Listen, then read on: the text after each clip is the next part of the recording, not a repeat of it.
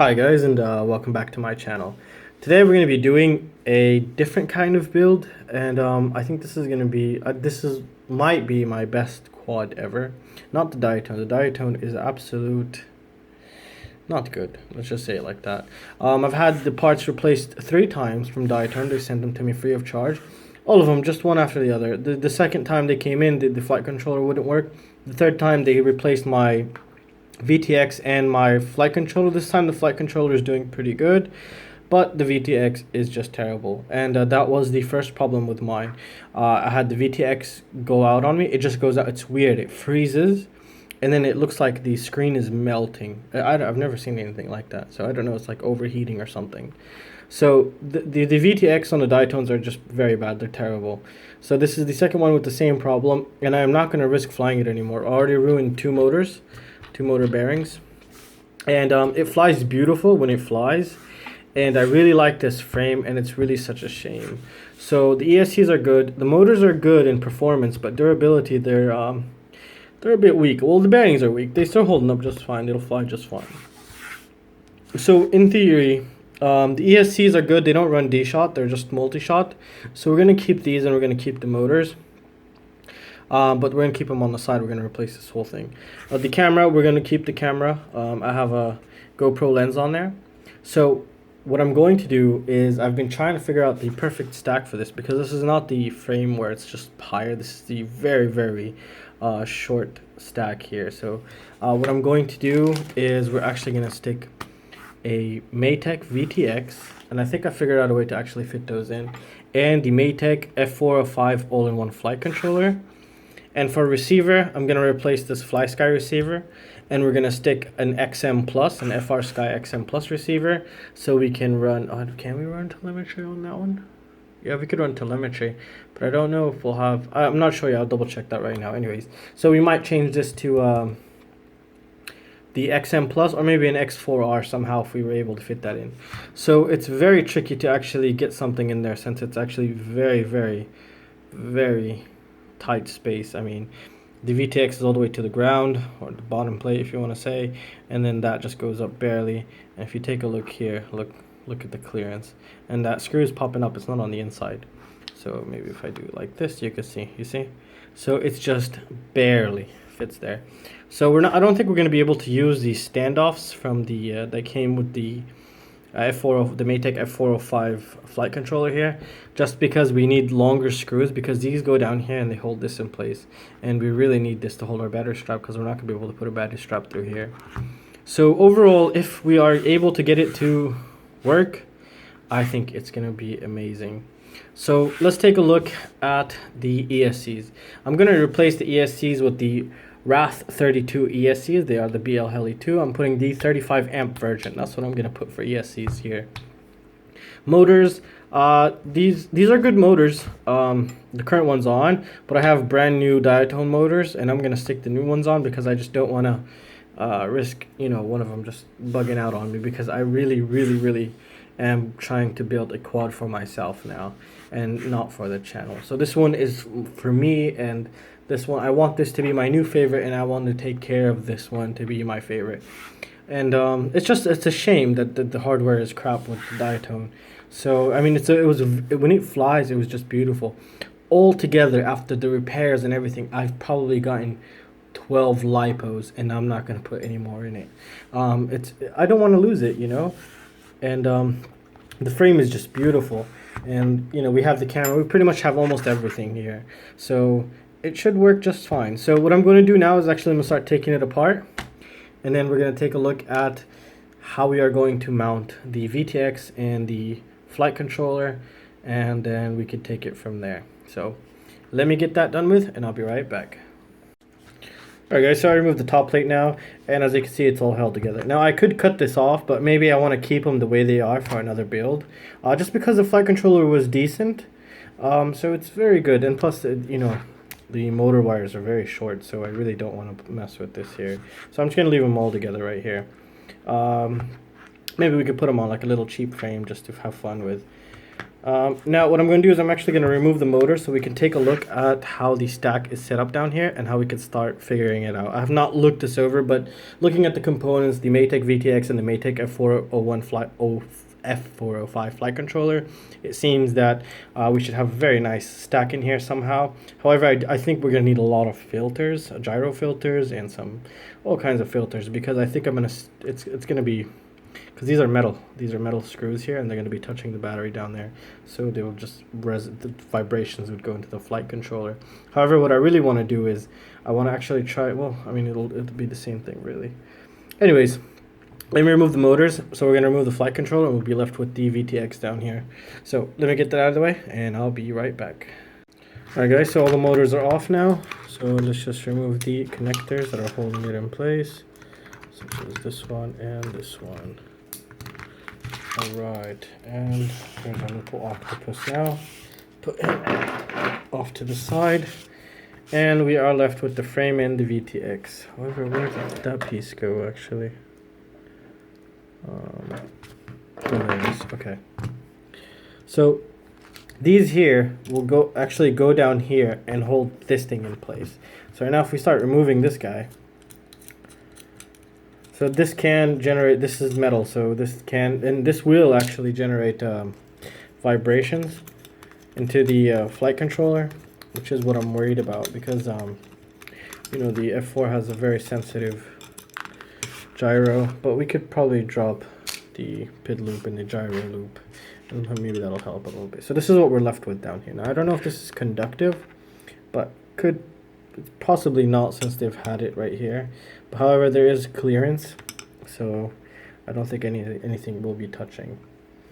Alright, so let's just take a look at this. Let me go grab the VTX and the flight controller and we'll come try to start playing with this, see what we're going to do with it. Alright guys, so I've been at it for an hour and a half trying to figure out the best way. And no matter what I did, I even brought spacers, different kinds of bushings, everything. Nothing would work with the Matek, which is very much a shame, and I was very upset, to be honest. However, we still have a very good board that I really still love actually. It's the HGLRC F4 Flame. I love it, I like it. And I guess, you know, that's it. This one was not meant to be. So I was really wanting this one, but you know, life doesn't always work the way you want. However, we got the VTX to fit in, so that's perfect. And as you can see, we have like very slim clearances. And what I'm going to do actually is, if you see the VTX here, I'm actually going to put black tape on the down there on the shielding, so we don't get any kind of anything touching the board down here, because since here we have a lot of capacitors. There is clearance. Let me see if yeah, you can see that right there. Put something red so in the background, so maybe you can see. Yeah, there you go. So you see there is clearance, but I'm going to put black tape on the, sorry for the shaking hands, it's very difficult to hold it like this. Put black tape on the shielding and we should be good there. And here we have the USB touching the frame. However, I don't think the frame is conductive, and we might get away with that, but just in case, I'm also going to put a black piece of tape down here, and then that should be good. But overall, it was just, it's so clean, like it's ridiculously clean. Let me see right there, and it fits just perfect.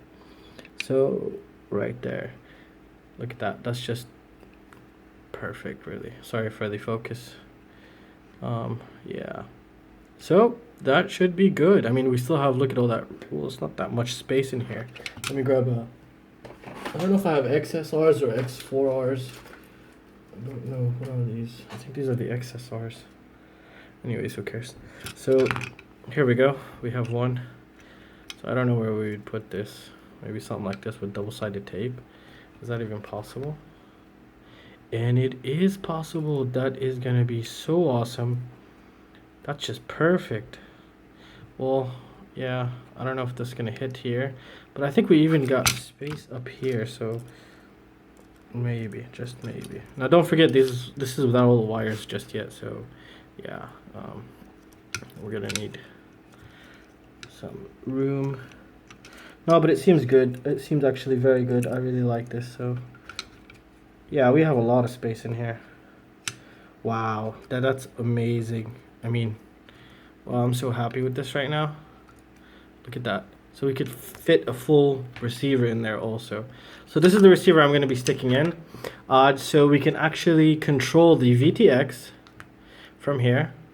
And we could do it through the Betaflight OSD also, but I really want to set up the Lewis script for this guy. I mean, let's take full advantage of him, so yeah. So that's what I want to do there. And this is a pretty actually clean build. I really like this. I wish this was stackable and smaller and we could just stack it right in front of it. That would be so beautiful, but we can't. FrSky, you really should do some of those FlySky stackable receivers. It would make people's life a lot easier instead of having this just hanging everywhere. So I think I'm gonna find a way to stick it on this guy, but this guy gets hot, so we need to keep him cool. And I don't want him touching this here. You know what? I have an idea. We have these spacers that come with the Matek and come with a lot of flight controllers. So actually what I'm planning on doing is setting up that spacer below this guy. And this way we could have him just use double-sided tape to hold him in place. This way we do not interrupt or touch the flight controller in flight and cause, you know, vibrations, unnecessary vibrations, since these have kind of sensitive gyros. So yeah, I think that's the best way to do it. Hopefully it'll still fit. Let's see the clearance again. So that's gonna add like 1 millimeter. And it's going to be pushing it, but I think we should be good. It's going to be pushing it a bit too much. Like, I'm afraid this part here is going to start hitting the frame, but I think we should be good. Maybe we could add like a spacer on this, just like a little 2 spacers or something from like these guys, and I think we should be pretty decent. But I really hope we don't have to do that. See, we could just set that up right there.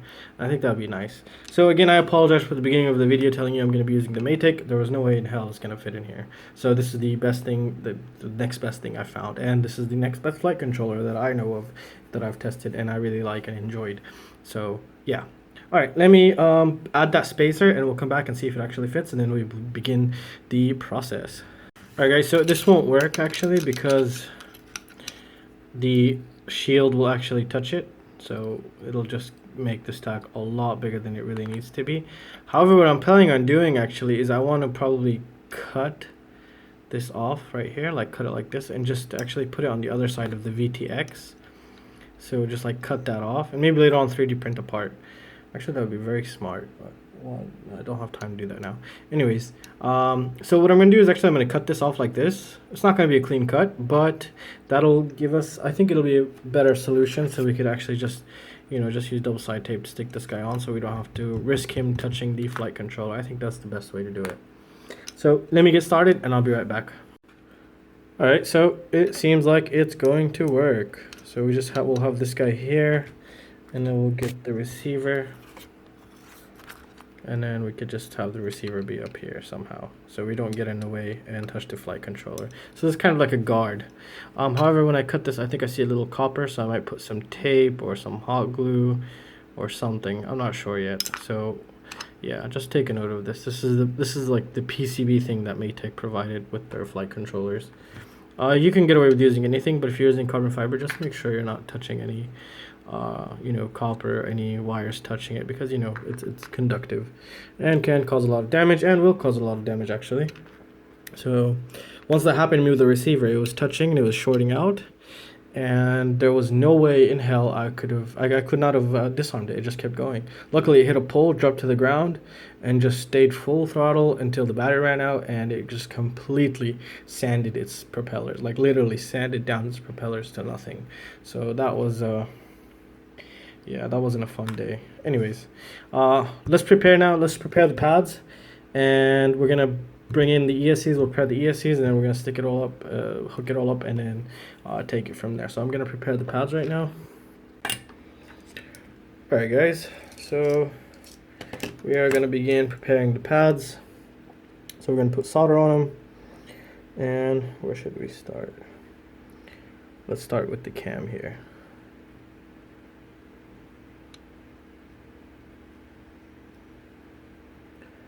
All right.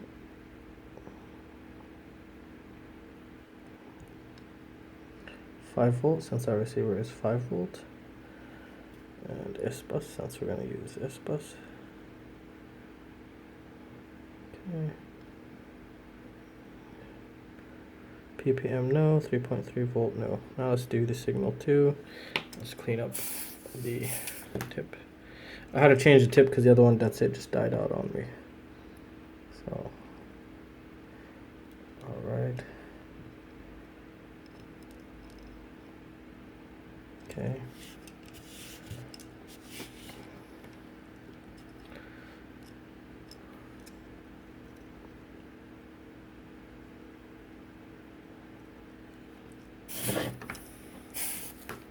I'm doing it at 360 degrees Celsius right now. Have you guys seen the new Eachine goggles? They're like the Fat Shark style goggles. Those actually look pretty interesting. I mean, on paper they sound good, and I'm curious how those are going to be. Very curious.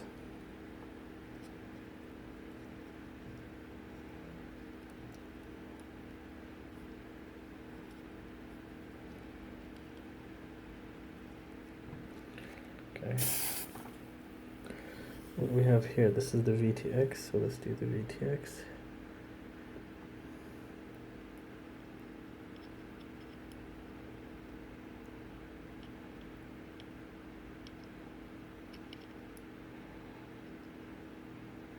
Okay.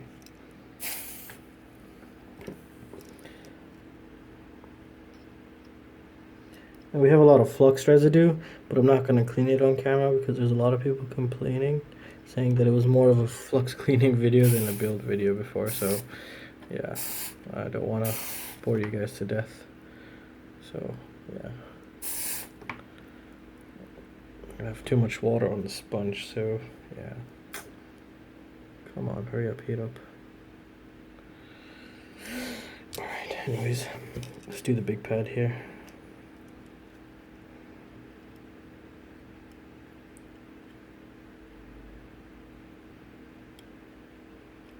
There we go. Perfect. Buzzer, I'm not going to add a buzzer, we really don't have room for this guy. So LED, maybe someday. Here's a 5 volt. Do we need another 5 volt? Camera, we got it. Here we have the receiver. We're going to need one of these TXs for our Lewis script to control the VTX, but we'll figure that out later. So I haven't checked the documentation yet. Alright. And that's it, I think. Yeah, I think that should be it. So let's take a look at it. Yep, everything seems good now. So we did the camera and everything. Alright, we have a lot of flux there. Alright, let's bring the ESCs and let's prepare the ESCs. Alright guys, so I've gotten them all in, and this was the best route. So this is the front, and I had to have the wires come out here because the standoffs would go here, and the camera is actually here. So we're not going to be able to drop the camera angle all the way down, but I'm totally fine with that because I have a GoPro lens, and this is going to be the most I could drop it down, which is more than enough really. So so this is perfect for me. However, in a crash I could see it just completely ripping this off, but till that day, hopefully we never see that day. So yeah, overall it's coming out very clean. Now we're going to start with the VTX, and we're going to do the camera wires, and then from there we can do the receiver and the S-bus and the telemetry and stuff. So yeah, so let me just prepare everything real quick, get the wires, and then we can take it from there. Alright guys, we're gonna start connecting our S-bus. So let's get started. So first what I'm gonna do is actually I'm gonna connect 5 volt because I'm right-handed and the solder would be come from here. It'll be easier for me. And then I can move to the S port. So make sure the tip is clean, and let's get started. So here we have 5 volt.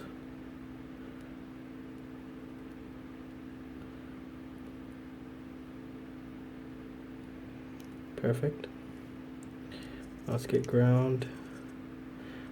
Oh no, I didn't put it on 5 volt, put it on the wrong 5 volt. So we put on the camera's 5 volt by accident.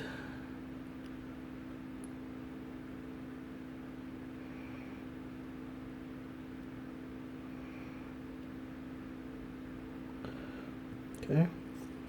Now we're gonna put ground. Maybe I should shorten these wires a little bit more.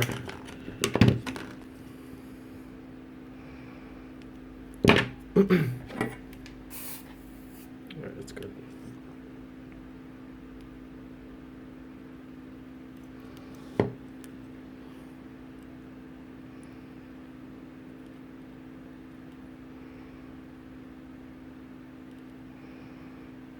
Okay. Now, which one is S-bus? S-bus is the white one. Okay, so here's S-bus, and I think I'm gonna fix this a bit more because I don't like this. It's the 5 volt is way too long and can cause a lot of problems, so I'm gonna shorten it out very tiny. There we go.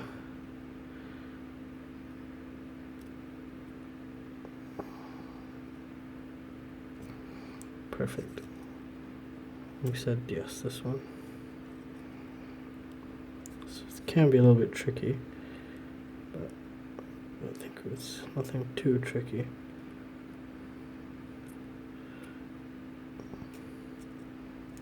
There we go. And now I have no idea where to put smart port on this guy just yet, so we can control the so we can get telemetry and we can control the VTX. So it's going to be the yellow line, the yellow wire. And the yellow wire, I have no idea. Maybe we're going to run it on TX6, or we might leave, because I don't know where the hardware inverter is for the, is it on TX1, TX2, or TX3? I have no idea. So you know what, actually let's power it up and actually try to figure it out now. So that would help us out a lot. So let me quickly power it up and I'll be right back, and then we can take it from there. Alright guys, well it was kind of a pain because it's on UART1 and it's shared with the USB, and yeah, so you have to unplug this to connect back to the USB and do the modifications. And if I want to make sure the mods are correct, I quickly plug it back in and see if the switches are correct, and then you just get disconnected and you have to repeat the whole process. So if we need to connect Betaflight, I'm gonna have to keep removing this receiver, but anyways, we're gonna try it out. So I've set up smart port on TX3. Yes, TX3. However, I don't know if it'll work anyways. I think we're gonna have to bypass the inverter here, but you know, time will tell right now. Anyways, so right here, this is done right here. Next we're gonna grab the VTX and we're gonna actually start preparing the pads on the VTX, and from there we will connect it. We're gonna connect the VTX. Well, TX1 is for the receiver here, so we're going to use TX6 for the VTX here, so we can control it through the Betaflight OSD, and if we get the Luo script to work through the smart port, then that is awesome. So I really wish we went with the Matek F405 flight controller, but we could not, because we just couldn't, because it wouldn't fit. Alright, let's prepare the pads here. So what do we need here? Okay, and how are we gonna set this up? I think we're gonna set it up like this. Where's the front? Okay. So the front, this is the back, so this is the front. We need the front because we have the most clearance. If we go here, I think that's gonna be perfect because we can see our channels. Yes. Let me see if it's working. Alright, and the VTX is going to come from here, so we're going to have the wires coming in from here to the VTX. But first let's set up the camera wires and the VTX wires, and then we could start putting solder on this guy. I think it's the best way to do. So let me get that out of the way and I'll be right back. Alright guys, so now what we're going to do is we're going to prepare the VTX. So let's get started. So we need TX here for the smart port. Someone tell me like it would be RX, but I don't know. They're saying it's TX. And now video, we're gonna need video. We don't need ground, we just need here, because the camera is getting power from the HGLRC F4 Flame, so all we need is these guys. And I got me some nice silicone wires, a bit long, so if we needed to modify them, we could. I mean, fix it, as in take it apart. We don't have a problem, so that's the main goal. So this is ground first.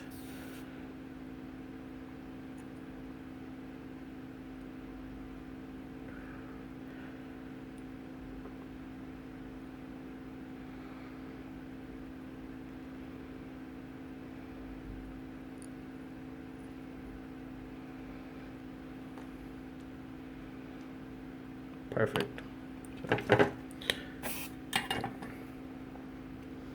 get this guy.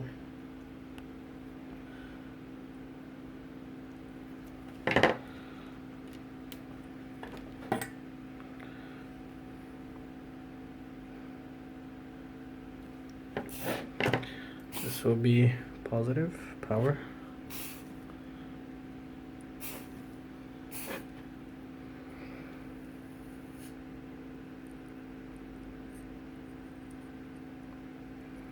Okay, there we go.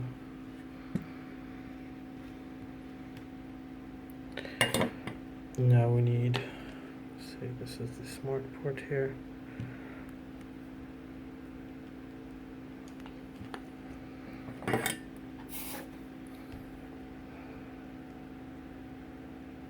Okay.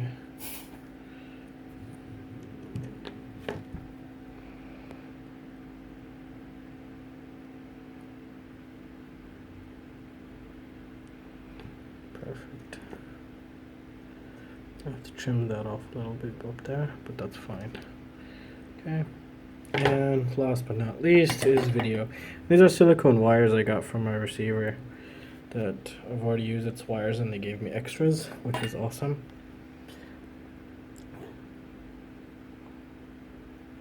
Okay, good. Try this guy.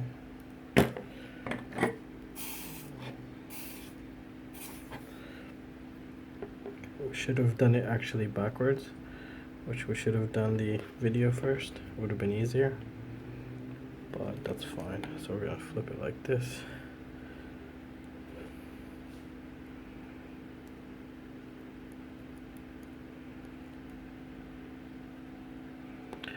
Alright, our VTX should be pretty much ready. Seems good. Yep, everything's good. So let's solder it on the frame. So what we're gonna need is we're gonna need the VTX, which is the yellow that I've set up here. Yellow, power, and ground. And then we're gonna jump all the way up to, where is it? TX6 is where we're gonna put the TX on the VTX.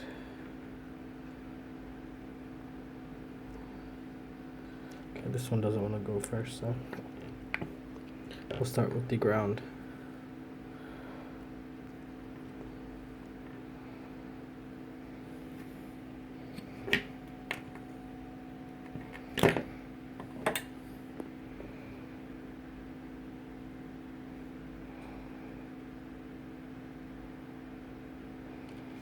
You know what, actually I'm gonna do it this way, because then we'll have problems when we put the battery wires through. So the ground is here. Just burned my finger.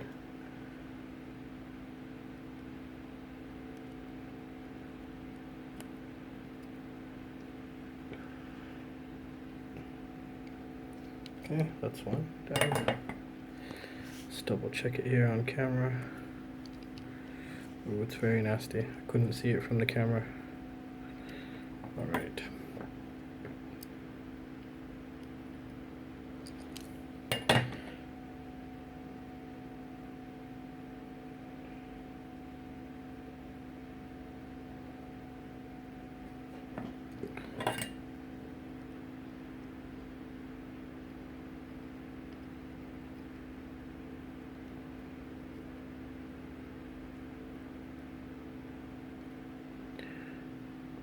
That's better.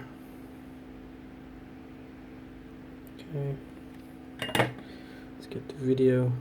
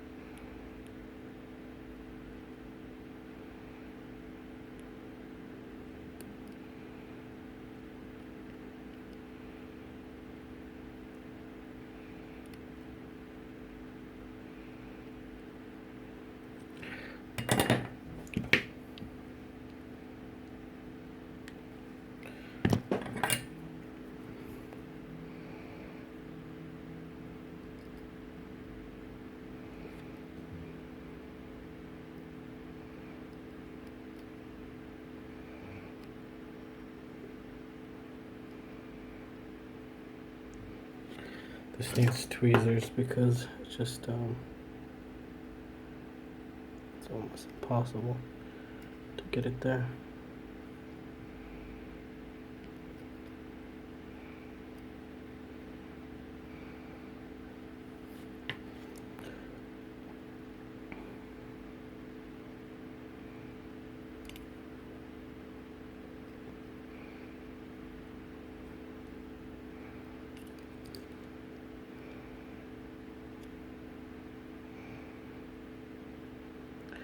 The capacitors in the way, so it's making it very difficult.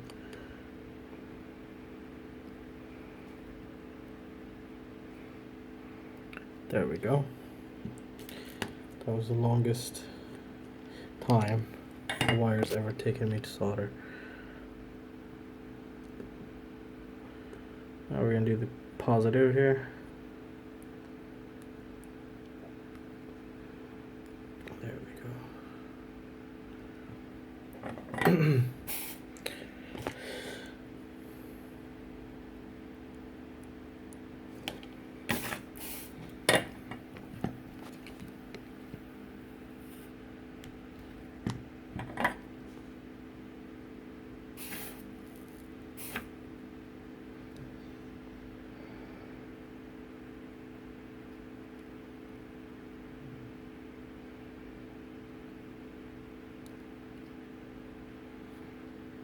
Perfect. Alright, last but not least is the TX. So I'm preparing the wire now. Okay. Put a little solder on it and then we're going to trim it down. And hopefully everything will be good.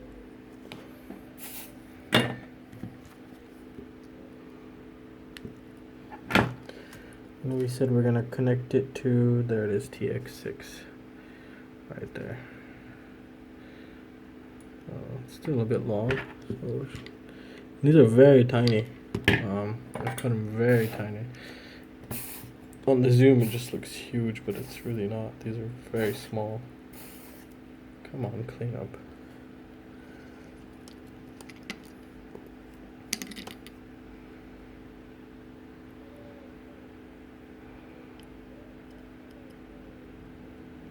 Alright. And that should be good. What else do we have left now? We have this, the camera's ready.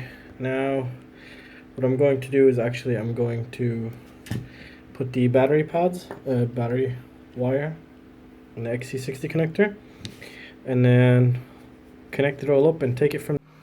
Alright guys, so here is the end result, and it is looking gorgeous. Gorgeous. However, I don't like the color scheme that I did here, but you know, who cares? I mean, as long as it's functional, it's working, it's good, so that's all that matters.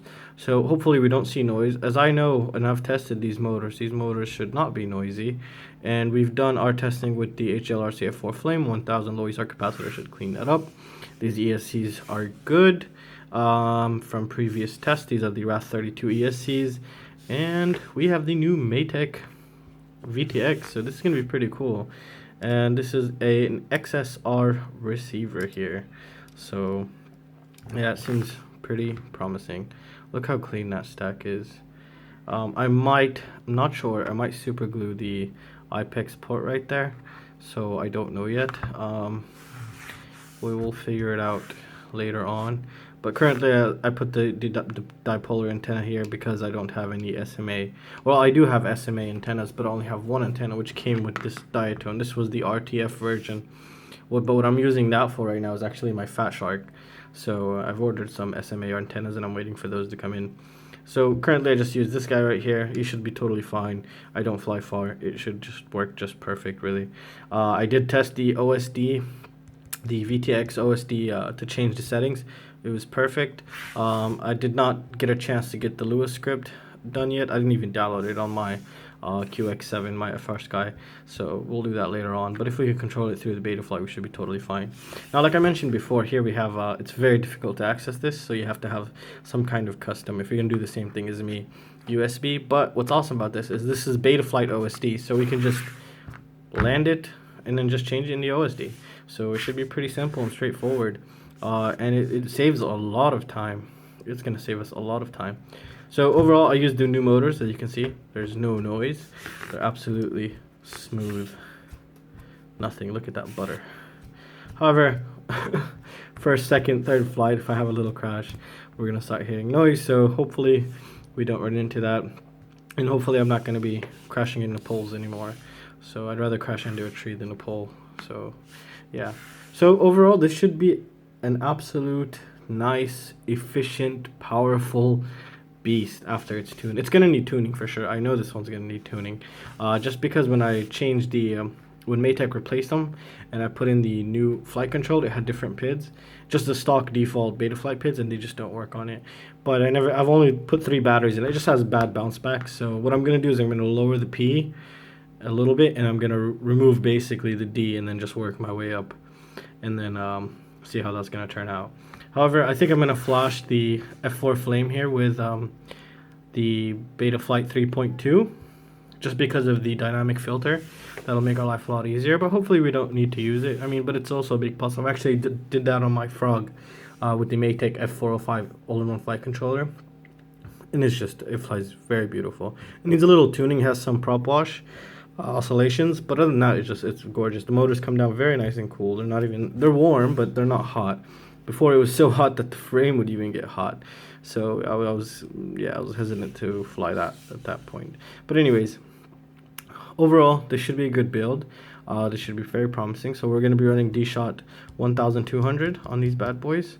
They do have LEDs, but I just covered them all up because I don't want to risk damaging them. They're very good ESCs, and I really like these ESCs. They've become my favorite ESCs now. So overall, this should be very fun. This is my little beast, and yeah, I think now we can say that Diatone is reliable. Actually, what's left of Diatone, just the frame and the motors, and these are replacement motors. So well, I bought them, but not replacement. But the stuff inside was all replaced. Anyways, we got rid of that stuff. As you can see, it's right here still. So I'm pretty sure it's overheating. And you know, this is, what is this? The selectable. How much does it go up to? 25 and 200. I had it on 200. You know, I was thinking maybe it had 600, and I had it on 600 milliwatts, but no, I didn't. So it's a very nice board, but it's such a shame, you know. And I was just checking the new Diatone, and it's running the SP2 VTX. And I'm actually possibly going to buy one, not because I like it, just because to spread the actual awareness that if it's crap or if it's good. Because this one was good in the first couple lipos, went bad. Replaced it, didn't work. Got the other parts, worked for 2, 3, 4, 5 lipos, and just started doing that same bullshit again. So, Diatone, please look into your components. You guys have a good frame, you guys have a good design, but your hardware is just lacking. And yeah, so overall, this is going to be very fun, very interesting, and I'm going to be very excited about. So look at this. I mean, that's how I'm going to keep it, actually. I don't think I'm going to be cutting these off anytime soon, and this should be more than enough to, I'm not going to have any problems with the range here, and this is going to be just fine right here for now, until we get a replacement, till I get an IPEX, or I just make an RP SMA port here from the SMA one, from this one. This is going to be a very nice build, and this is my personal build, and I really do believe, and I hope it really does perform. However, I might rebuild this again, but just change the flight controller. Matek is going to be making another F405 all-in-one, but with a different orientation. I mean, it could possibly fit, I don't know. I forgot how it didn't fit, actually, but it didn't fit. So hopefully the other one will fit, and I really want to have that board in here, because the Frog is just so beautiful. Oh my god, I just had so much fun with it. I'll make another video revisiting it with its flights. It's just phenomenal. You have that power, you have everything. It's smooth. It needs a little bit of tuning, but overall it's flying absolutely beautiful. No problems. It feels reliable. I haven't had yet a problem with it. Motors are pretty durable. I thought I had a bad motor, but it turns out that I had to change, for some reason, I had to change the Realacc because I had yaw oscillation, so I thought it was a slit magnet. It was just like twitching every once in a while. And then when I grabbed it and turned it on, I was doing this, and I could feel it twitch. So what I did is actually I set the PWM frequency of the Realacc 32 ESCs to 48 kilohertz, and all problems were just gone. You know, I thought it was a timing, it could have been timing issue, but that's the first step I took. I actually updated to 3.2 from the beta flight configurator, not from, I didn't download the software from Matek's page. That could be better, I don't know. But I noticed, I think my readings weren't working, but I really didn't care. I just wanted to get it up flying.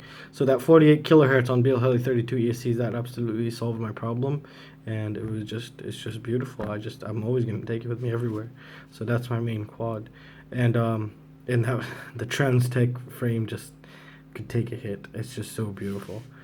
And this one I believe could take a hit. It's taken some pretty hard hits. It's still alive, so that's also good. No, actually, I cracked the side plate. The first time the VTX went out, I went full throttle to the ground, and this side plate just completely broke right here, just cracked. So, but luckily for me, Diatone was nice enough. They even sent me this, and they sent me the replacement parts with it. So that was nice of them. But I mean, what's the point now? You know, and I'm very sorry, Diatone. You do guys have great support, but if you have great support and your product just never works, that's just bad. I mean, it's very bad actually. So I really hope you guys made a better decision now. And if you guys are watching, if you want to send me the new one, that'd be awesome. Overall,